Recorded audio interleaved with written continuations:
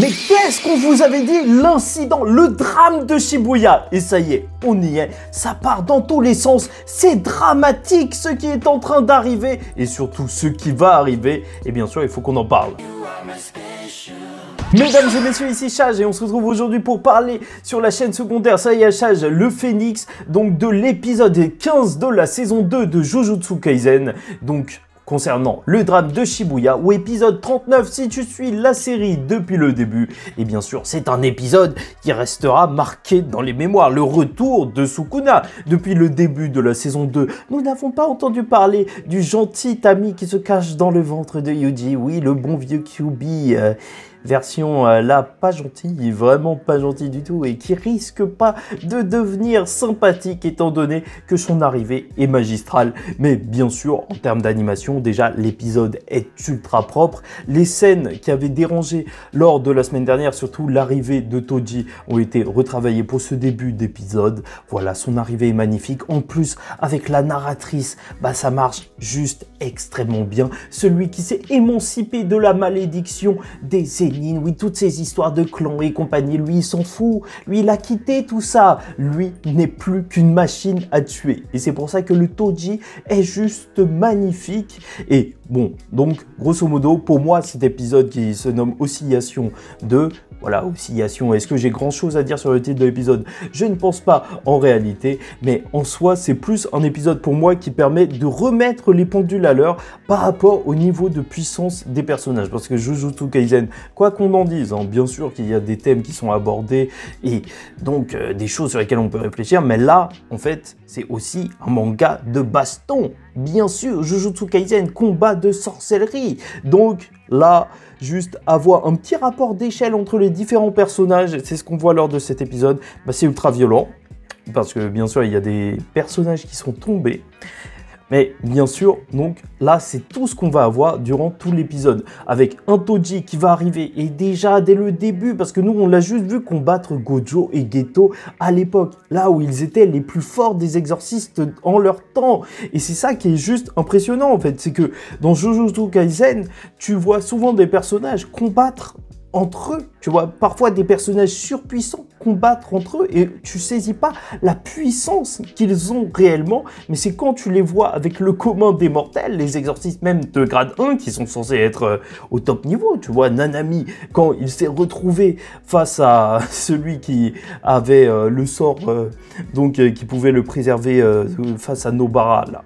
Donc, il a complètement géré, il était effrayant. Mais Toji, là, est juste monstrueux. Vraiment, il n'a rien à voir, même avec un exorciste classique. Et de toute manière, ce n'est pas un exorciste, je vous le rappelle. Il n'a pas d'énergie occulte, donc il n'est pas réellement considéré comme un exorciste. C'est juste autre chose. Et là, en plus, avec le sort de réincarnation qui aurait dû s'arrêter normalement lorsqu'il n'y a plus d'énergie occulte, mais vu que Toji n'a aucune énergie occulte, il y a eu un bug et il est là en train d'affronter juste la créature qu'il trouve la plus puissante devant lui, donc le bon vieux Dagon, le bon vieux poulpe, et l'animation est magnifique, tu le vois bouger dans tous les sens, tu le vois courir sur l'eau, tu le vois tout tabasser, même Maki, qui est censée être ultra puissante, c'est son truc, t'imagines? C'est le truc qui définit Maki, sa force physique, bah elle se fait mais juste exploser par Toji. Toji, il lui enlève son bâton comme si c'était un enfant. Non, la violence est là, la violence est réelle. Toji, Zenin Toji Fushiguro, car il a rejeté tout cet esprit de Zenin, est au top de la puissance. Et bien sûr, il va réussir à gérer Dagon assez facilement, enfin plus ou moins, avec donc cette arme qui est une arme de classe S et qui en fait est juste totalement appropriée au style de combat de Toji, puisque c'est une arme qui dépend de la puissance de l'utilisateur. Donc Toji, tu vois, juste ce simple bâton qui n'a pas de pouvoir particulier, bah c'est juste parfait pour lui. Il ira même jusqu'à le péter dans tous les sens pour en faire des pics, pour percer le poulpe. Oui, il faut percer le poulpe. C'est une expression étrange, mais purée, C'était juste grandiose, bien sûr. Donc les autres exorcistes de classe 1, tu les vois se cacher aux côtés de Megumi parce qu'il ne faut pas qu'ils se prennent le sort donc de Dagon à l'intérieur de son extension de territoire, étant donné que l'extension de territoire, enfin la flaque que Megumi fait, elle protège ses camarades donc des attaques automatiques ou en tout cas qui touchent directement de l'extension de territoire du gros poulpe. Bref, il va gérer tout ça, même s'il va essayer de s'enfuir pour essayer de gagner un peu de temps. Naobito Zenin, donc chef du clan Zenin, va pousser donc ce poulpe sur Toji et ça y est, c'est terminé. Voilà. En vrai, est-ce qu'il y a grand chose à dire sur ce combat? Sauf à dire que c'était juste beau, en fait, voir comment ils se sont donnés à fond. Là, on remercie encore une fois les animateurs pour ce travail, alors qu'il y avait des genres de, je sais pas, des cafards géants de l'eau qui sortaient et qui essayaient de bouffer Toji, mais c'était magnifique. Il est juste surpuissant. Et bien sûr, déjà, en fait, tout est impactant avec le personnage de Toji. Rien que le chef du clan Zenin qui dit « Oui, c'est un fantôme du passé », tu vois. Alors qu'il pourrait dire à Maki « Non, c'est un mec, en fait, c'est ton cousin, tu vois. Lui, c'est ton cousin, mais il est sorti du clan. » Non, pas la peine. Et il lui dit « Oui, c'est un fantôme. Ouais, juste... » Oui, on est dans le délire exorciste, donc pas la peine d'être précis. Quand on parle des choses, on essaye de faire peur à tout le monde. C'est Shibuya, c'est le 31 octobre, bien sûr. Donc, bref, le combat va se terminer. Ils vont sortir de l'extension de territoire. Et c'est là que Toji, donc, étant donné qu'il est véritablement une machine à tuer, il se dirige juste vers celui qu'il estime être le plus puissant, va faire sortir Megumi. Et heureusement pour lui, parce que même si, en fait, il se retrouve en mauvaise posture, étant donné que Toji, là, déjà, on te montre qu'il est largement supérieur à Dagon, voilà, au fléau qui a mis en PLS tous les classes 1. Mais plus que ça, t'as Megumi qui va faire « Ah ouais, il a l'air plus chaud que Sukuna à l'époque. » Bon, à l'époque, il avait 4 doigts dans la prison ou je sais pas quoi. Il en avait pas beaucoup, mais quand même. C'est quand même un exploit de se dire que Toji est à ce niveau-là, qui effraie plus, donc... Megumi que Sukuna, je sais pas, ça me fait rire, rien que de le dire, c'est complètement fou. Donc, t'as déjà Toji qui est au-dessus de Dagon, voilà, ok. Dagon qui est déjà extrêmement puissant comparé aux classes 1, c'est ce que tu vois lors de cet épisode, tu vois, ça t'est montré noir sur blanc. Et en plus, on te ramène Jogo, Jogo qui va te faire une boucherie, mais dure, brûlante, flamboyante, qui va juste incinérer comme ça. Et 1, 2, 3... à la fois, donc, bien sûr, Nanami, Maki, et même Naobito qui essaiera de bouger dans tous les sens, mais ça y est, c'est terminé. Voilà, c'est ça la puissance de Jogo, celui qui, encore une fois, c'est ça la force de Jujutsu Kaisen, il semblait tellement naze face à Gojo, mais quand tu le mets dans un environnement normal, face à des gens normaux, mais il est juste monstrueux, Nanami il le voit, il flippe, il fait « Mais ce mec, il est encore plus fort que le poulpe! Qu'est-ce qui est en train de se passer ?» Et oui, c'est une vraie boucherie et c'est pour ça qu'on appelle cet arc le drame de Shibuya. La situation elle est vraiment mal partie après cet épisode, alors qu'en plus, il est directement happé par Sukuna. On ne sait même pas ce qu'il en sera donc pour Megumi face à Toji, qui est vraiment dans un autre délire là. Donc Jogo il va retrouver donc Yuji qui est en train de bouffer des doigts là tranquillement dans un coin près des toilettes. C'est fille de ghetto qui lui donne. Donc, et bon, il va y avoir une petite embrouille, ils vont s'entretuer, mais elles ont un sort pour essayer, pour manipuler, en tout cas, donc ce qu'elles prennent en photo. Elles peuvent donc revenir, même si elles ont été brûlées par Jogo, mais quoi qu'il en sera, l'arrivée de Sukuna était magnifique aussi. On a eu quand même, lors d'un seul épisode, l'arrivée de Toji et de Sukuna sur le champ de bataille. Mais vous vous rendez compte du délire? Et franchement, le soin apporté à l'arrivée de Sukuna, mais c'était ouf, tout était magistral. Donc le Jogo qui commence à parler aux meufs et il se rend compte qu'il a plus de bras. Et c'est parce qu'il est en train de toucher Sukuna, et on ne touche pas Sukuna.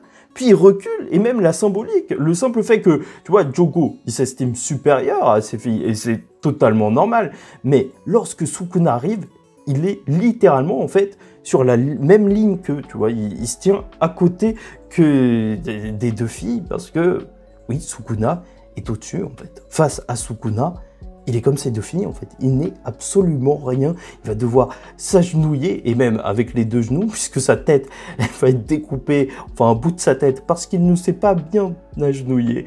Juste la scène de Sukuna qui marche tranquillement, tu vois, tranquillement, vers ces trois-là, mais fait extrêmement flipper. Bien sûr, c'est peut-être de la surenchère de montrer que les filles arrivent même pas à respirer, mais purée, qu'est-ce que ça marche? Ça marche bien.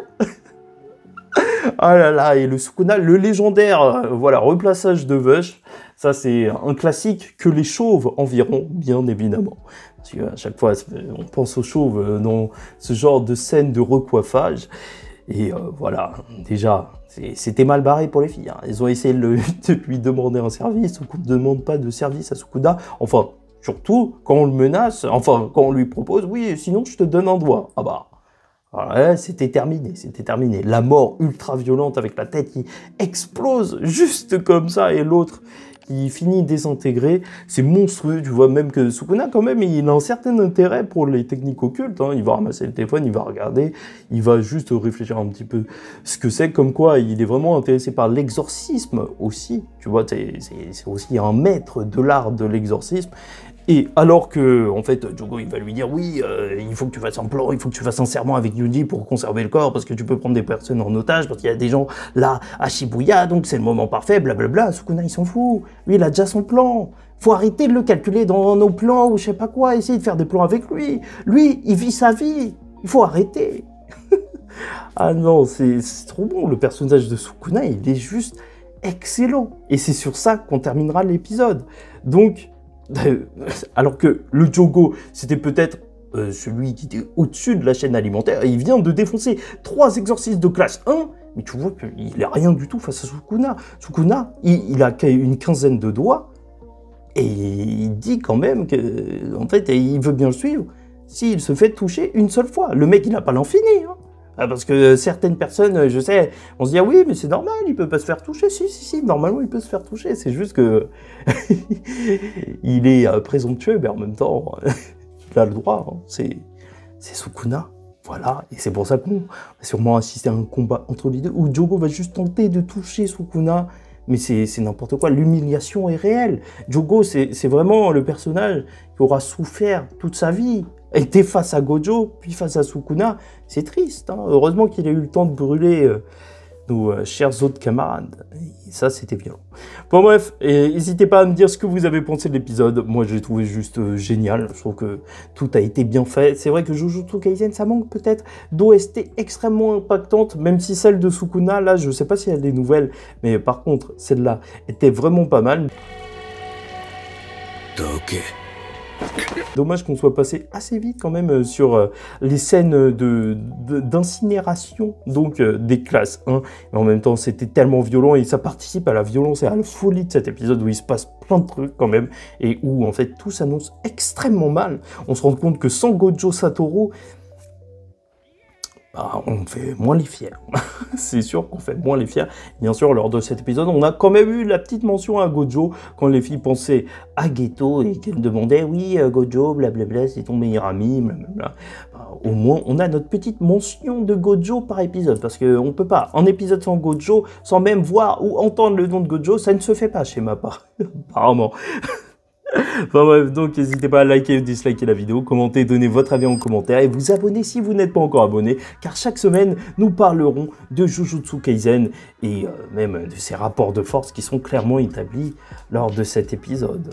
Voilà, il y a vraiment des gens qui sont au-dessus du lot et c'est ce qu'on aura vu. Bon, voilà, en attendant la suite, je vous dis ciao tout le monde, faites très attention à vous et surtout, paix sur vous. My best friend!